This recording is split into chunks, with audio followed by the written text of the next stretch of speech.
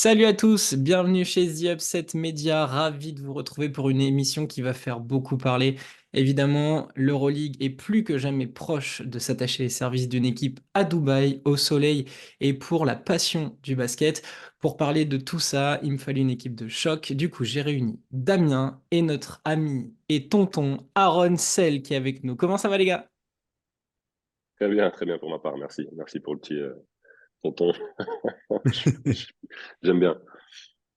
Non, non, impeccable. On cherchait justement des mercenaires prêts à aller sur Dubaï. On s'est dit, Aaron est en train de reconsidérer sa fin de carrière. Ouais, je suis en train de mettre la pommade là sur mes genoux, en train de faire un peu d'étirement là, et j'y vais dès qu'il m'appelle. Très bien. Bon, bah, voilà, on a tout de suite dévoilé le sujet. L'Euroleague à Dubaï, ça y est, ça en parle de plus en plus. Il y a des articles qui sont sortis cette semaine. Il fallait obligatoirement qu'on en parle.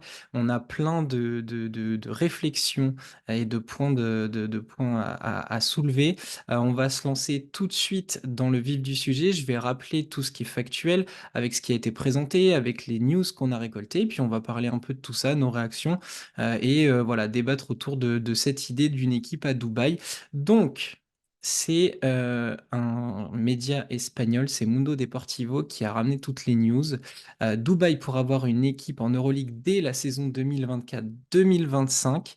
L'équipe disputerait aussi un championnat qui s'appelle la BA League, qui normalement voilà, réunit les équipes des pays de l'ex-Yougoslavie. L'accord pourrait être trouvé dès le mois prochain. Voilà. Donc ça pourrait aller très très vite selon les désirs des 13 clubs actionnaires de l'Euroleague. La phrase est simple, l'accord final pour Dubaï pourrait intervenir lors d'une réunion de ces 13 clubs prévue en février prochain. Donc c'est voilà, c'est demain. Euh, il y avait eu une réunion au mois de novembre dernier. Il y avait une seule opposition, c'était le Maccabi Tel Aviv. Ça aussi, on pourra y revenir. Il y a forcément une histoire d'argent autour de ça. L'Euroleague pourrait toucher 150 millions d'euros sur 6 ans. Les clubs donc pourraient toucher 1 million par an. Voilà. Et Dubaï a fait la demande d'organisation de deux Final Four, mais pour l'instant, la demande a été refusée. Par contre, et là, pour les gens qui aiment le sport, ça va être compliqué parce que du coup, on parle d'une création d'une super coupe. Les calendriers sont déjà pas assez pleins. Voilà. Et il y a aussi forcément une histoire de sponsoring, puisqu'en ce moment, vous le savez tous, l'Euroleague est sponsorisé par Turkish Airlines. Mais ça s'arrête en 2025 et ça pourrait être donc Fly Emirates qui pourrait prendre le relais. Voilà pour tout ce qui est factuel. C'est selon Mundo Deportivo. Il y a encore quelques infos à décortiquer. Messieurs, je vais commencer par Aaron, qui est notre invité spécial. Quand tu as appris tout ça, quelle a été ta réaction? Mitigé, mitigé au départ, mitigé. Déjà, comme tu viens de le surligner, ça fait beaucoup d'infos d'un coup. Beaucoup d'infos concrètes en plus, d'après ce qu'on a compris. Donc le temps de tout analyser, de réfléchir à tous les petits détails, c'est vrai que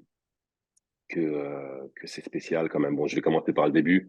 On parle d'Euroleague, donc d'un championnat à la base qui est censé regrouper des équipes européennes. Donc là, on se décale vers l'Asie. On va à Dubaï, aux Émirats arabes de Dubaï, à Dubaï. Donc on n'est plus en Europe. Donc déjà là, il y a un petit hic euh, pour les puristes. Euh, donc ça va être difficile à avaler. Mais faut s'y habituer parce que comme on le sait, le sport majeur, le sport numéro un mondial, on a déjà fait les frais avec le foot. Hein, donc tout le monde, tous les meilleurs footballeurs au-dessus de 30 ans ou pas ont signé là-bas pour de gros contrats. Donc je m'en doutais pas forcément en ce qui concerne le basket, mais apparemment ils sont là aussi. Ils sont prêts à mettre le paquet comme tu l'as surligné. Hein, je pourrais même pas répéter la somme que tu as dit, combien il y a de zéros, mais ça fait beaucoup de 150 zéros. millions, si. 150 millions de dollars sur quelques années, donc ça fait beaucoup, beaucoup d'argent. On n'est pas forcément habitué à ce genre de somme dans le basket européen, donc c'est sûr que j'imagine businessment parlant pour les clubs et pour l'Euroleague en elle-même, euh, difficile à refuser, surtout pour les boss de l'Euroleague, qui vont s'en mettre très certainement plein le portefeuille et pas que. Euh, mais bon, c'est voilà, moi je suis du genre quand même ouvert aux nouvelles choses sur Terre. Donc pourquoi pas, mais il va falloir quand même me convaincre parce que c'est pas simple, parce que là, on va sur un tout nouveau truc et ça peut être un peu spécial, ça peut être un peu folkloriste, tout ça. Là. Pour les équipes, ça peut être sympa, ça fait un nouveau voyage à Dubaï. Mais est-ce que pour les puristes et pour la vraie Euroleague, c'est bien? On verra comment ils veulent faire tout ça. On verra comment ils veulent faire tout ça. Je sais pas forcément pour le moment quel sera leur budget. J'imagine qu'il sera énorme aussi. On sait pas forcément comment ils vont gérer ça avec la Baligue aussi. D'après ce que tu dis, ils veulent jouer en la Baligue. Donc, beaucoup de points d'interrogation. Ça sonne un peu fun parce que quand même Dubaï, ça en jette, hein, ça met le paquet. Mais bon, après, moi, je suis avant tout un fan de basket, donc j'attends de voir comment ils vont organiser tout ça. Ça va pas être simple. Ouais, non, c'est clair. D'ailleurs, ça me fait penser, j'ai vu un tweet, je crois que c'était Adrien, ex-Fixel, ou enfin Ficel, qui disait qu'il y avait eu un club égyptien aussi dans le passé sur la compétition. Je sais plus, il avait retrouvé un vieux truc. Bref, ouais, je suis assez d'accord avec toi, Aaron, sur le côté mitigé. Il y a deux lectures sur le truc. Il y a le côté financier et le côté sportif. Le côté financier est ultra intéressant. On verra peut-être après sur les autres points qu'on va aborder en quoi ça peut être vraiment intéressant. Mais c'est clair que sur le sportif, ça pose beaucoup de questions. Quand tu vois un club comme Gran Canaria qui refuse l'accession en Euroleague parce qu'ils sont sur une île et que en termes de transfert, ils ont en cumulé autant que certains clubs de NBA en termes de transport. Faut voir comment ça va s'organiser sur le calendrier.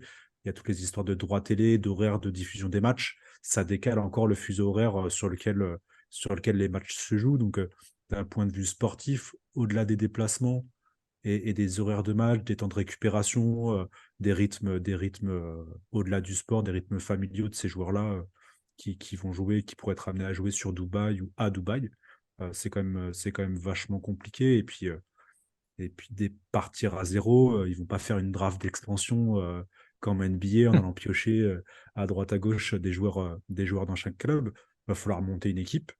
Euh, ça, ça, ça, Va ça, ça falloir devient trouver des vite. supporters. Il va falloir trouver des supporters, ce qui est chose qu'on Et, adore en Euroleague avant tout, c'est Ouais, les une bah oui, ambiances. culture, ouais. Exactement. Et ça, c'est une chose qu'ils y réussiront, selon moi, pas. Même avec de l'argent, bon, même si on sait, à la Coupe du Monde, ils ont payé quelques supporters, voilà, pour remplir les stades, mais tu crées pas une ambiance comme ça de zéro en 1 ou 2 années. Donc ça aussi, ce sera un peu moyen. Voilà, ce sera avant tout financier. Et c'est là où est le problème un peu pour nous qui ne toucherons pas un rond de tout ça et pour nous qui aimons au basket. Est-ce que du coup on peut parler d'un non-sens sportif? J'ai même envie de dire un non-sens écologique. On en a parlé. Imaginons Grande Canaria s'impose en Eurocup la saison prochaine. L'Euroleague avec Dubaï se met en place la même année. Grande Canaria, Dubaï. On sait que l'ami Andrew Albici a parcouru plusieurs fois le tour de la Terre la saison dernière. J'imagine qu'il n'a pas très envie d'y aller une voire deux fois dans l'année du côté de Dubaï. Pour vous, voilà, qu'est-ce que représente ou représenterait cette décision déjà d'un point de vue sportif? On l'a dit, vous avez commencé à lancer quelques pistes. Il faut construire une équipe, il faut mettre ça en place dans le calendrier, leur trouver une place dans un championnat, mais aussi d'un point de vue écologique, dans une société où justement on essaye de trouver des moyens de transport qui font plus attention, où on demande à des joueurs à des équipes de foot de se déplacer en bus, en train, de faire attention où on arrive à avoir des JO qui sont censés être de plus en plus verts, là on tomberait dans un truc où les équipes européennes se déplacent jusqu'à Dubaï. Pour vous, ouais, c'est est-ce pas que le même verre. c'est... Voilà, est-ce qu'on peut parler d'un non-sens sportif et écologique avant tout? Ouais, je pense que ça c'est clair, ne serait-ce que pour les déplacements.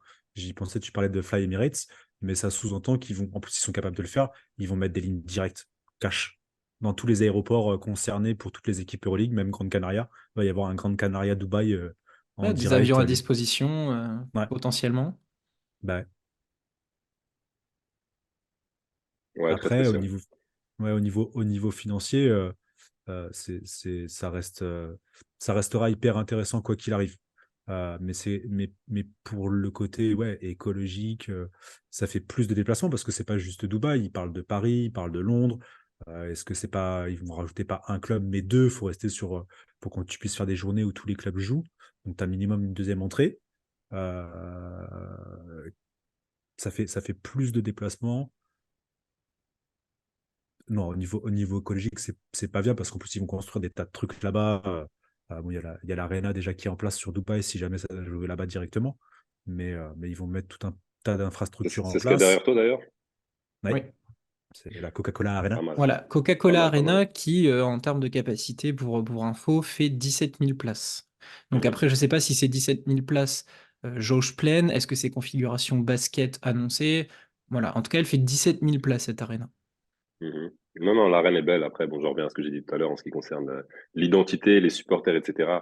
Euh, je sais que, enfin, j'imagine, ou plutôt je me mets à la place des joueurs, quand ils iront jouer à Dubaï, je pense qu'ils vont y aller en mode touriste. Bon, après, une fois que le match commence, tu essayes quand même de gagner. Mais je pense que ça va être au départ, pour tout joueur Euroleague, ça va être plus un voyage fun plutôt qu'un voyage vraiment pro sur lequel tu es focus. Euh, parce que, voilà, tu sais qu'il n'y a pas d'ambiance, c'est l'équipe qui sera là-bas créée. Tu sais avant tout qu'ils seront là pour l'argent. Donc, ce sera vraiment spécial à accepter au départ. Après, si l'équipe de Dubaï prouve, après 2, 3, 4 années, qu'ils seront là vraiment sur le long terme et qu'ils seront là vraiment pour jouer pour quelque chose et qui vont traiter l'Euroleague d'une façon sérieuse, etc., etc. Ok, peut-être qu'après quelques années, les mecs iront là-bas vraiment concentrés. Mais au départ, je pense que ça va être, voilà, ça va pas forcément, voire pas du tout être respecté baskettement parlant, peu importe les joueurs qui signeront là-bas. Ça va être un voyage pour chaque équipe en mode bon, on va y aller, on va kiffer, marcher 2, 3 jours parce que j'imagine qu'ils vont pas y aller pour une nuit à Dubaï. Et puis on va ramener des souvenirs à nos familles. On va prendre quelques photos pour Instagram, pour nos stories. Et puis voilà. Mais je vois pas les mecs prendre ça au sérieux au départ en tout cas. Même si ça reste un match Euroleague, donc une fois évidemment que l'arbitre va siffler, les mecs vont se donner à fond, ils vont faire la presse tout terrain, voilà, à chaque poste, etc. Mais ça va être dur quand même de prendre cette équipe au sérieux au départ. Et je parle pas du niveau basket forcément, mais je parle de tout l'entourage qui est clairement et avant tout financier. Alors justement, cette équipe, va falloir la créer. Euh, c'est en début de saison, l'équipe jeune de Dubaï a participé à un tournoi justement en ABA League, donc les U19. Donc c'est l'équipe qui s'appelle les Falcons Academy Dubaï, euh, qui sont déplacés avec un effectif de 14. Euh, L'effectif sur les 14 joueurs, il y en a 12 qui ne sont pas du pays. Voilà, donc au moins c'est très clair. Le club est géré par un Serbe. Il y avait beaucoup de joueurs des pays de l'Est, donc on voit tout de suite l'affiliation avec les équipes serbes et d'ex-Yougoslavie. Euh, mais voilà, qu'est-ce que vous attendez, vous, de cette création d'équipe? Comment vous voyez cette création d'équipe? Alors, Aaron avait une petite idée avec des joueurs potentiellement NBA. Voilà, dites-moi ce que vous espérez ou ce que vous êtes fait comme idée de cette création d'équipe à Dubaï. Ouais, je vais laisser Aaron sur la partie création d'équipe, mais sur la partie impact de tout ça, c'est, ça va générer beaucoup d'argent. Euh, Pas juste la création de l'équipe à Dubaï, mais le fait d'installer, tu dis, Fly Emirates. Ils ont signé là, l'Euroleague a signé avec Motorola. Oui. Il y a comment Euh, il y a des contrats qui vont se créer au sein des clubs de l'Euroleague à travers le simple fait que Dubaï soit dans la compétition. Toutes ces entreprises-là, ces grosses boîtes vont voir l'attrait de la destination et vont supporter les clubs Euroleague aussi. Donc je pense que c'est quand même une bonne idée dans le principe sur les deux lectures dont je parlais. D'un point de vue business, Dubaï, ça peut être vraiment cool pour la compétition, sans tenir compte forcément de Dubaï en lui-même, du club de Dubaï en lui-même, parce que tu parlais de partir 2, 3 jours sur Dubaï. Il y a quand même les doubles journées Euroleague. Il va falloir organiser ça. Est-ce que c'est 2 fois où Dubaï accueille, ou est-ce qu'ils vont, enfin, je sais pas, truquer le calendrier? Il y a beaucoup de questions, comme vous disiez Et tout à l'heure. et il y aura Euh, les journées de championnat des autres équipes à gérer aussi. En plus, Ouais. Non, mais écoute, c'est vrai qu'en ce qui concerne bah, ce que tu dis, donc donc tout ce qui est business et Euroleague, une chose est sûre, c'est que l'Euroleague prend, comme on l'a dit en off tout à l'heure, commence à prendre vraiment une vraie ampleur. Il y a des choses qui se passent, que ce soit avec les chaînes télé, euh, ou que ce soit avec justement l'entrée de peut-être Dubaï. On entendait aussi parler de Paris, peut-être de Londres. Euh, bon, ils ont dit que pour le moment, apparemment, ils augmenteraient pas le nombre d'équipes en Euroleague, ce que j'ai entendu dernièrement, mais peut-être que ça va changer aussi. Toujours est-il qu'il y a beaucoup de choses qui se passent, donc ça, c'est bien pour l'Euroleague, parce qu'on adore ce championnat. C'est notre championnat préféré, j'imagine. C'est pour ça qu'on est là. Mais c'est vrai qu'il y a beaucoup de choses qui se passent. Et pour en revenir à l'équipe de Dubaï, bah écoute, hein, j'imagine que comme pour ceux qui ont l'argent, il n'y a pas forcément de limite. Donc, à voir maintenant qui acceptera d'aller jouer là-bas. Donc, je parlais tout à l'heure aussi en off de joueurs NBA après la trentaine, qui ont peut-être déjà un titre ou qui peut-être n'y croient plus beaucoup. Euh, donc, je sais pas, moi, on parlait de Chris Paul, par exemple, hein, qui est l'un des joueurs les plus connus, qui n'a jamais eu de titre. Pourquoi pas, tu sais, tout est possible. Et puis ça, c'est un truc aussi auquel je m'y attends, c'est qu'ils vont très certainement faire deux équipes. Je sais pas pourquoi, mais je les vois pas jouer avec une équipe en Euroleague et avec la même équipe aller encore jouer en ABA League. Moi, je les vois bien faire deux équipes et puis en envoyer une en ABA League. Tu sais, bon, après, il y a plus franchement d'étiquetés sportives quand on arrive à ce genre de choses. Donc, je sens que ça va être, tu sais, en France, il y a des équipes qui se sont plaints que Mike James n'avait pas joué un ou deux matchs. Ouais. Et du coup, c'était pour eux plus dur parce qu'ils avaient joué contre Mike James. Et sur d'autres matchs, voilà, il y a une équipe qui avait battu Monaco parce qu'il n'y avait pas Mike James. Donc là aussi, on parlait d'équité sportive. Je pense que Dubaï n'en aura pas du tout, n'aura pas forcément grand-chose à faire de la Ligue. Ils vont faire ça pour un peu se mouler dans le basket européen, mais dans le fond, voilà. Donc, faut s'attendre C'est à tout et on verra bien. c'est ça qui est marrant parce que justement, tu parles d'équité sportive. Et il y a eu Mm. l'interview de Motiejunas, là, le patron avec Basket News, là. Et c'est hyper intéressant parce que quand il parle de justement Paris, de Lyon, alors soit dit en passant, Dubaï, Fly Emirates, Paris, tout ça, enfin, ça serait facile pour Paris d'autant plus de rentrer dans la compète. Ouais, l'idée de faire rentrer un club Euroleague, il mettait tout de suite en avant, en off, t'en parlais encore, mais des clubs qui veulent venir, qui veulent rentrer, genre Beşiktaş, machin et tout. Mhm. Mhm. Non, faites vos preuves. L'idée, c'est ça, en fait, c'est faites vos preuves. Eurocup, Euroleague, enfin, trouver une logique dans le fait de vouloir intégrer la compétition reine, euh, installer un projet cohérent, viable, historiquement, sportivement, financièrement. Et là, ça débarque. Ils embêtent un petit peu le Barcelone avec les histoires de sous. Ils ont commencé, enfin même le Real Madrid, il y a pas mal d'histoires au niveau de la compta et tout. Dubaï, c'est un non-sens en fait. Quand tu prends cette orientation-là, tu peux pas.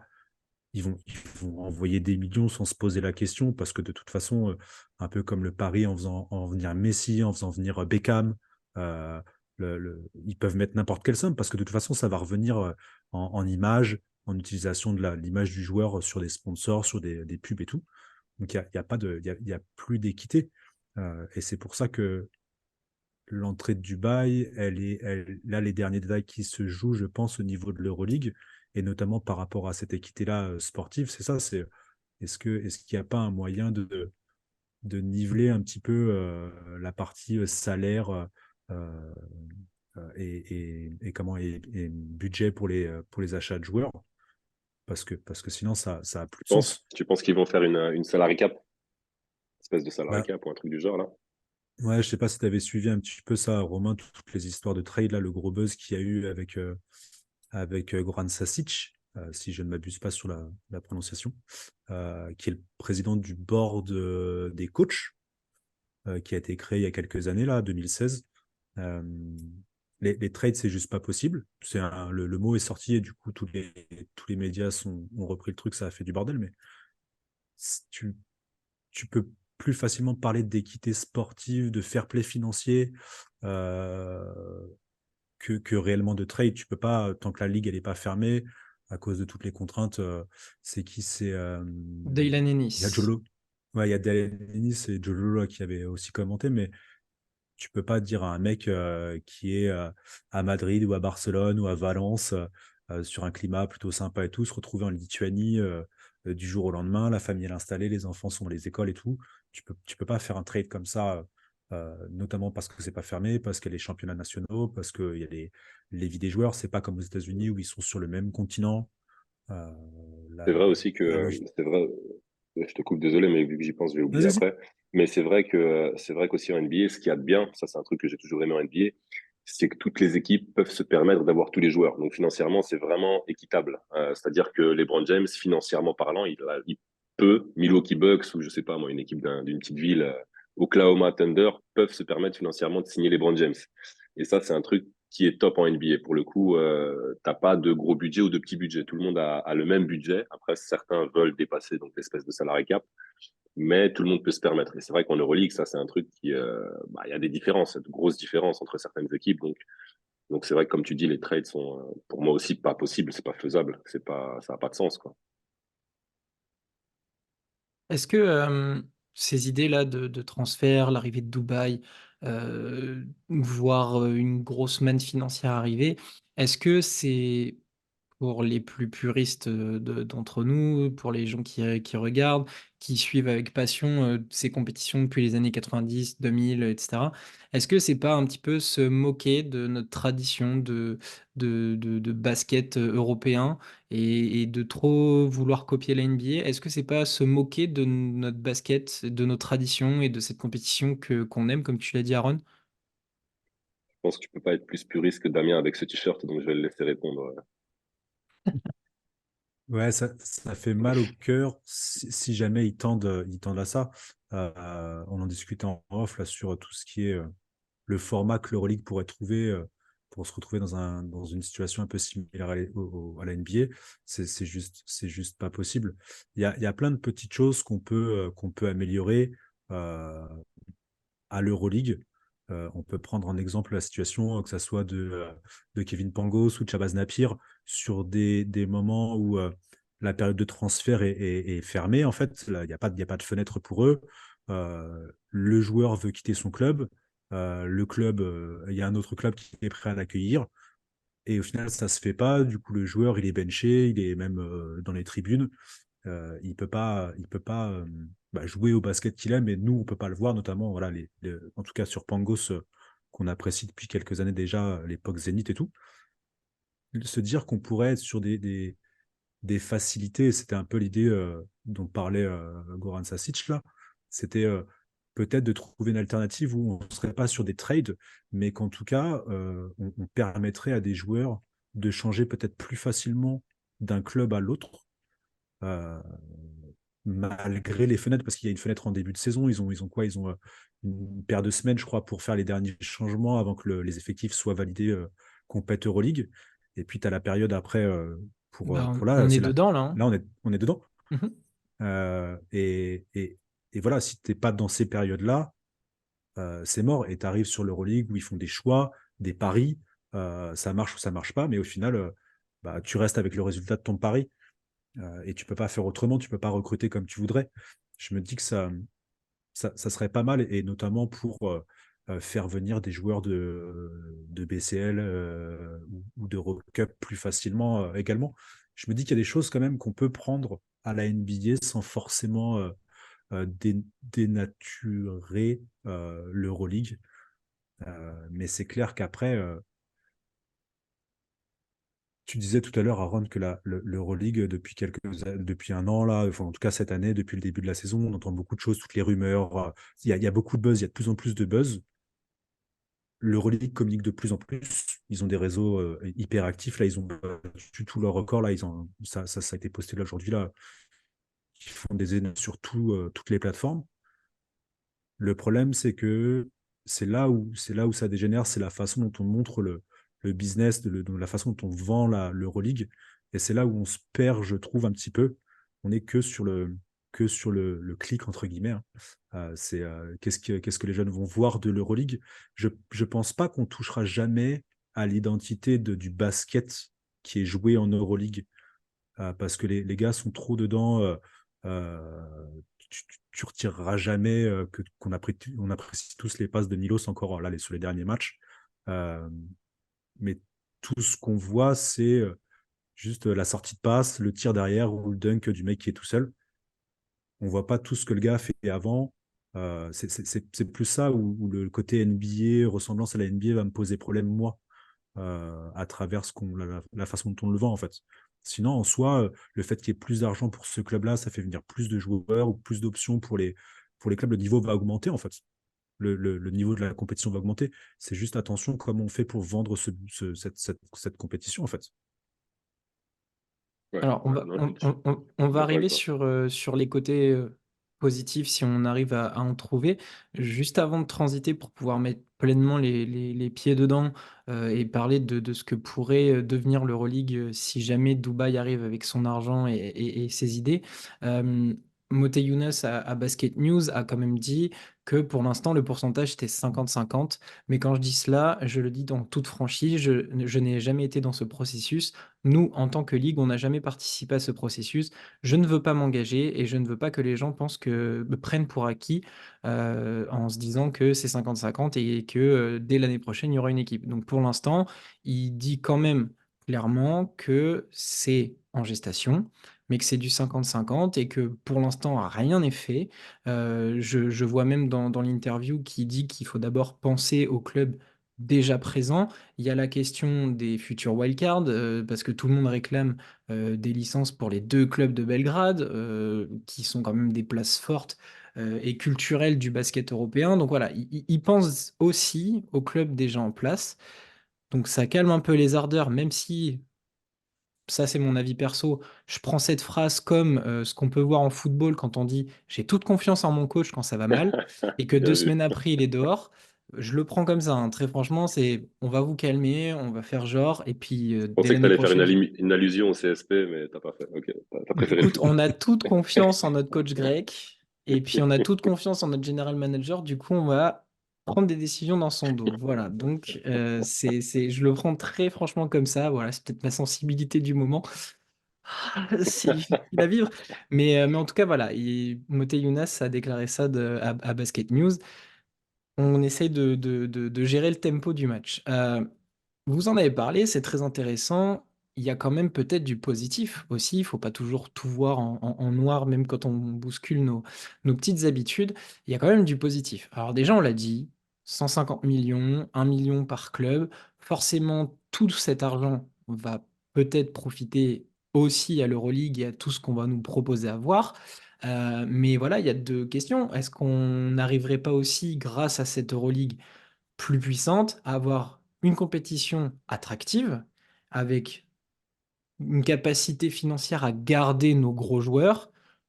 Je pense potentiellement à deux anciens MVP partis chercher le bonheur du côté de la NBA, hein, Micic, Vezenkov par exemple, et du coup permettre à cette compétition de devenir encore plus compétitive. On reste sur deux très belles années où le niveau est de plus en plus fort.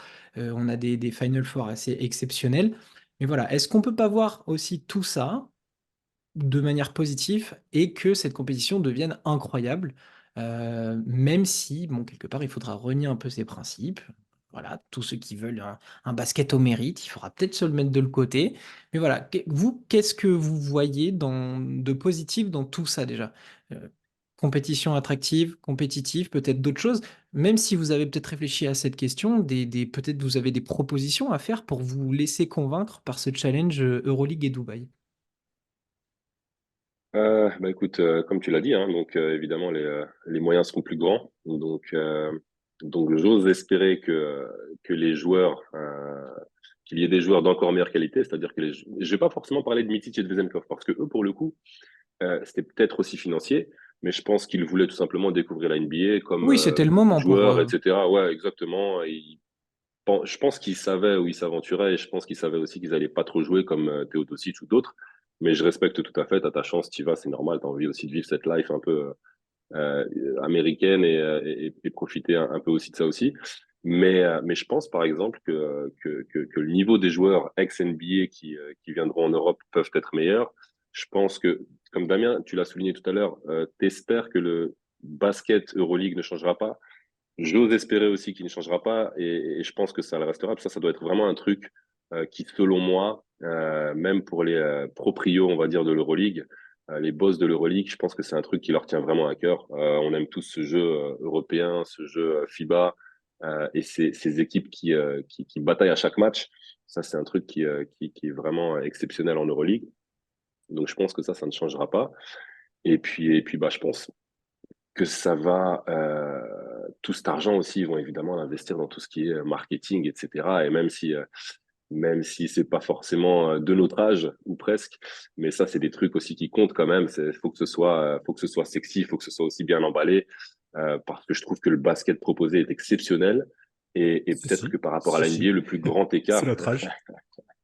Ok, j'en ai aussi, t'inquiète pas, je les ai pas, je vais pas les sortir.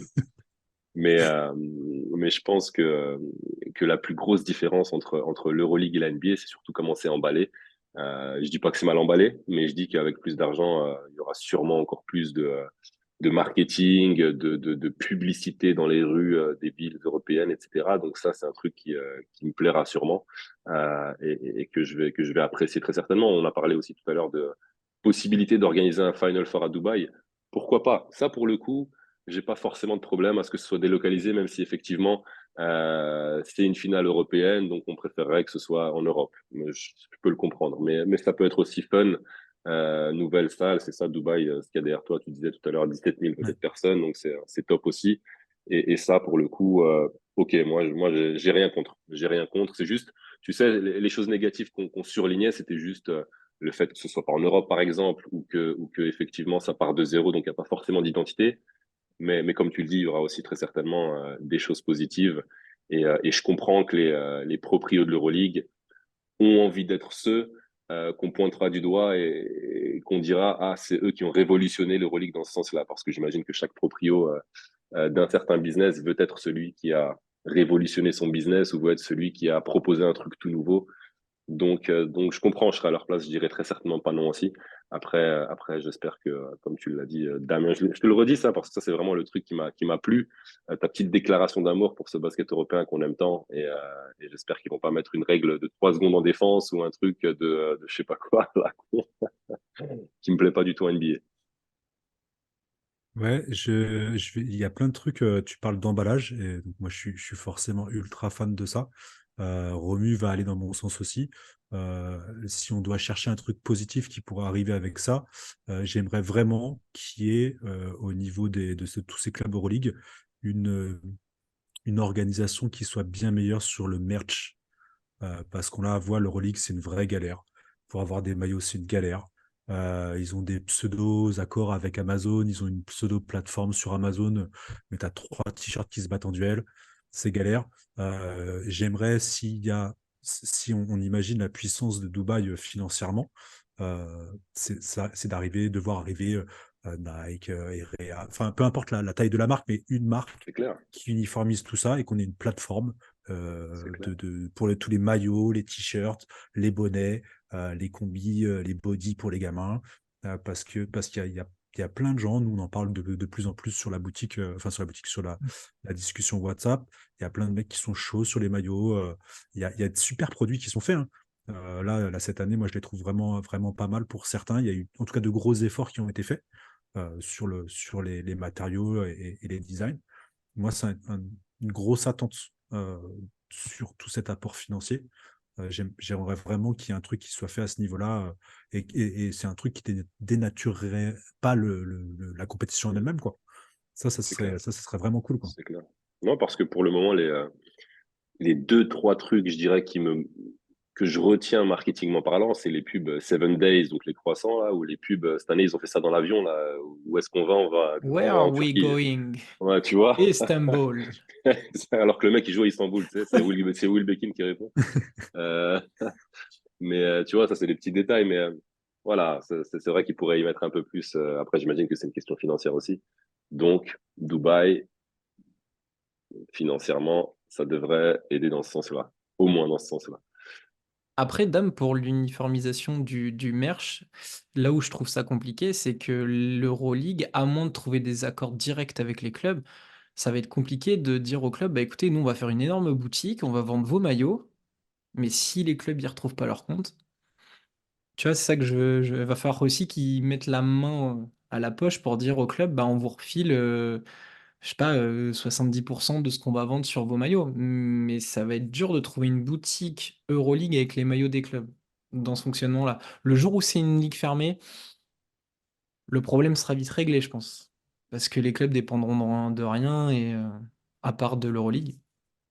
Du Ouais, coup, je me mais dis que vu le niveau aujourd'hui, il y a des clubs, tu les fais même pas livrer. Je crois que c'était le Žalgiris, ça livre pas ici, par exemple.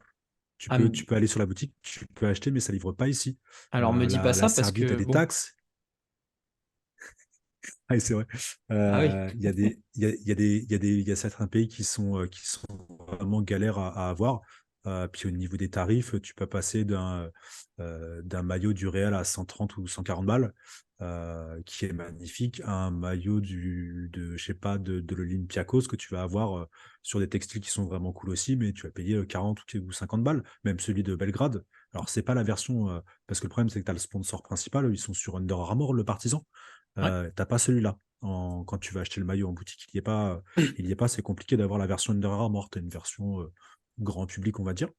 Mais c'est cool parce que ça fait le taf. Le textile fonctionne. En game, il part pas en morceaux quand tu le mets à l'entraînement après de lavage.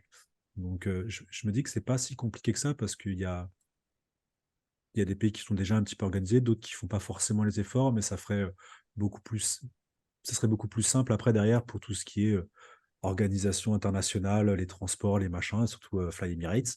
Ça te colle ça dans les jets privés des princes et autres pour les livraisons. Je sais pas, je me dis que ce serait cool et que c'est pas si fou en fait de se dire que euh, prenons Nike comme une des marques qui le fait déjà pour le basket. Derrière, dit bah voilà, les maillots ils vont être à temps, on vous fait les designs, on a l'équipe, vous récupérez tant de dollars là-dessus. Et nous, on gère, vous n'avez rien à gérer. On vous envoie des stocks pour vos boutiques clubs, stades ou villes. Et puis derrière, nous, on gère la partie livraison internationale. Pourquoi pas, hein, franchement, pourquoi pas. En tout cas, moi, j'aimerais bien voir ça parce que c'est galère parfois d'avoir des maillots. C'est vrai. Euh, en vous écoutant parler, moi, il y a un truc qui me fait rire, c'est que on voit que Dubaï va avoir un énorme impact, mais dans toutes les décisions qu'on vient de discuter, de tous les projets qu'il pourrait y avoir, moi, j'ai la sensation que d'un coup, en fait, c'est Dubaï qui commanderait. C'est Dubaï qui permettrait tout. La folie du truc, la manne financière, forcément, ça compte. À l'heure actuelle, forcément, le pognon compte beaucoup. Mais j'ai presque l'impression que bah, finalement, on donnerait les clés de la boutique justement aux Émirats et en leur disant bah, vous allez nous permettre de gérer la compétition, mais finalement, c'est vous qui avez la main dessus. Et je sais pas, c'est un sentiment très bizarre de se dire bah, on va plier le genou et leur laisser les clés du camion. J'y vois un vrai potentiel, par contre. Mhm. J'y vois du positif, mais d'un coup, j'ai la sensation qu'on pourrait se laisser aller à ce fantasme de se dire l'Euroleague va pouvoir rayonner, on va pouvoir enfin la faire connaître comme on a toujours voulu, on va Mhm. pouvoir kiffer nous déjà, parce qu'on est les premiers consommateurs en plus de la suivre. Mais voilà, il y a ce côté où bah, finalement, c'est bah, tenez, juste parce que vous avez l'argent, on vous laisse les clés, c'est vous qui allez tout diriger. Ouais, c'est un peu vrai ce que tu dis et c'est un peu triste. C'est peut-être aussi dû à notre âge où on sait malheureusement que l'argent est plus important que ça ne le paraît. Et du moins, en tout cas, des expériences déjà. J'en reviens au foot, où les mecs ont organisé une Coupe du Monde en hiver, alors que bon, c'était jamais arrivé, et où, d'après ce que j'ai compris, ils vont réorganiser une Coupe du Monde dans 10 ans, alors qu'en général, un pays qui organise une Coupe du Monde, la prochaine fois qu'il l'organise, c'est 30 ans après, au plus vite. Donc, dans ces cas-là, sans hésitations, c'est l'argent qui a parlé et c'est l'argent qui a commandé une puissance qui s'appelle la FIFA. Donc on se dit que quand cet argent va arriver dans le basket, il se peut que ce soit dur de dire non pour certains. Après, j'imagine que les clubs vont s'y opposer un peu, ou vont s'y opposer beaucoup. Mais est-ce que le décisionnaire final, c'est-à-dire l'Euroleague, va réussir à dire non à l'argent, tout simplement? Pas sûr. Je pense qu'ils vont au départ accepter l'argent en se disant que cet argent va être utilisé à bon escient. mais il va falloir qu'ils le prouvent. Il va falloir que cette équipe de Dubaï le prouve ou que ceux qui vont utiliser cet argent l'utilisent bien, parce que si ça se passe mal, bah, tout le monde sera contre, tout le monde va se braquer et ça va partir dans le mauvais sens. Donc, pour le coup, je dis pas que Dubaï fait les choses mal parce qu'ils ont quand même des gens de grande classe aussi, des gens qui savent s'y prendre et y faire. Donc j'espère qu'ils vont sélectionner les bonnes personnes et que ça va bien se passer. Mais bon, on sait que certaines équipes européennes, voire la grande partie, ont un sacré caractère aussi, ont une sacrée identité aussi, et vont pas se laisser marcher dessus comme ça et faire n'importe quoi pour de l'argent. Je vois déjà Obradovic en déplacement à Dubaï perdre un match d'un point. Je sais déjà ce qui va se passer en conférence de presse d'après-match et ce qu'il va dire. Qu'on lui donne de l'argent ou pas. Shame on you! Fuck you, Gigi Tatome! Donc voilà, Ouais. donc il y en a quand même certains qui vont pas hésiter à dire ce qu'ils pensent.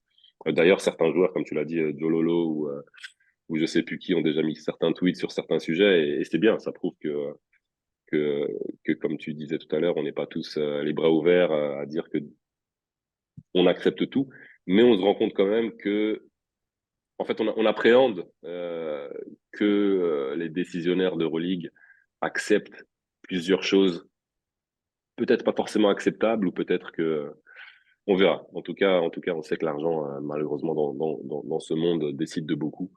Donc, à voir. Après, c'est aux gens de bien gérer cet argent et d'en faire bon usage, quoi. Parce que je pense quand même, malgré tout, que certaines équipes Euroleague, voire toutes, auront leur mot à dire. Et puis, il faudra compter avec, hein. On va pas non plus se laisser marcher dessus, mais c'est clair que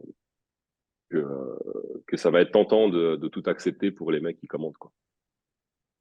Et tu soulèves un excellent point parce que c'est Bertomeu, là, le patron du Barça, qui justement est pas super chaud par rapport à la venue de Dubaï. Il est plus intéressé par les marchés que peuvent représenter Paris ou Londres. Et je pense que ça va beaucoup dans ce sens-là, en fait. Parce que l'Espagne est aujourd'hui le championnat le plus costaud en Europe.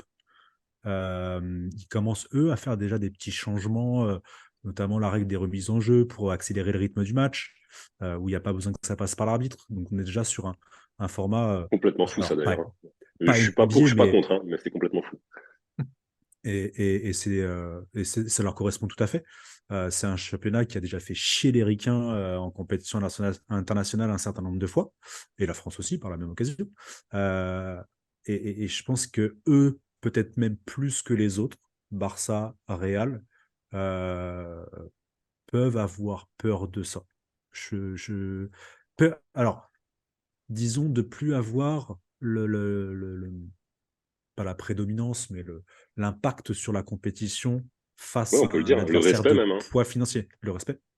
Ouais, ouais, ouais, c'est vrai, t'as raison, ouais. Parce que c'est vrai qu'aujourd'hui, quand tu dis Real, bah moi je le vois de toute façon, évidemment, cette équipe est exceptionnelle et ils gagnent pas à chaque fois par chance. Ils sont tout simplement exceptionnels.